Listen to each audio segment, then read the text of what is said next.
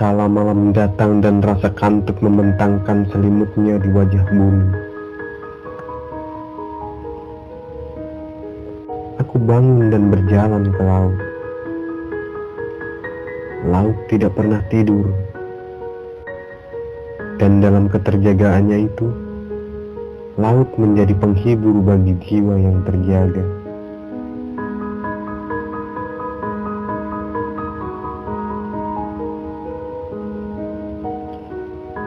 Ketika aku sampai di pantai, kabut dari gunung menjuntaikan kakinya seperti selembar jilbab yang menghiasi wajah seorang gadis. Aku melihat ombak yang berdeburan. Aku mendengar puji-pujian kepada Tuhan dan bermeditasi di atas kekuatan abadi yang tersembunyi di dalam ombak-ombak itu. Kekuatan yang lari bersama angin, mendaki gunung, tersenyum lewat bibir sang mawar yang menyanyi dengan desiran air yang mengalir di parit-parit.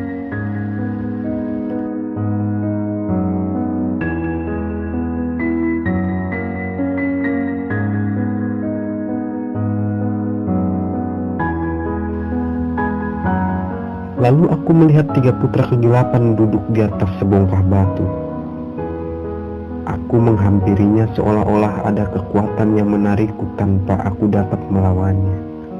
Aku berhenti beberapa langkah dari putra kegelapan itu, seakan-akan ada tenaga magis yang menahanku.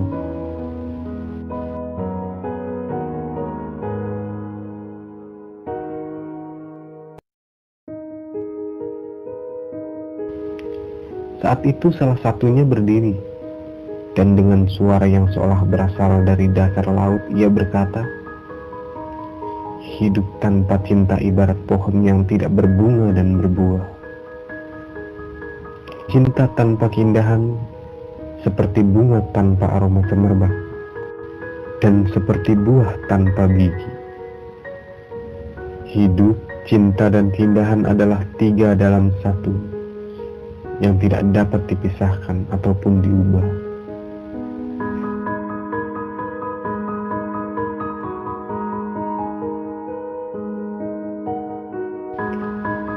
Putra kedua berkata dengan suara bergema seperti air terjun, "Hidup tanpa perjuangan seperti 4 musim yang kehilangan musim bunganya, dan perjuangan tanpa hak seperti padang pasir yang tandus.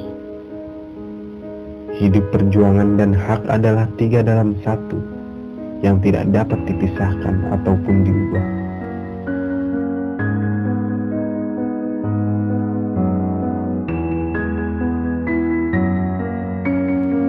Kemudian putra ketiga membuka mulutnya seperti dentuman halilintar.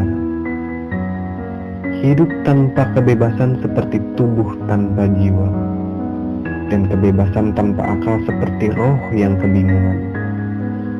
Hidup, kebebasan, dan akal adalah 3 dalam 1, abadi dan tidak pernah sirna. Selanjutnya ketiga-tiganya berdiri dan berkata dengan suara yang menggemah sekali, "Itulah anak-anak cinta, buah dari perjuangan akibat dari kebebasan, 3 manifestasi Tuhan. Dan Tuhan adalah ungkapan dari alam yang bijaksana."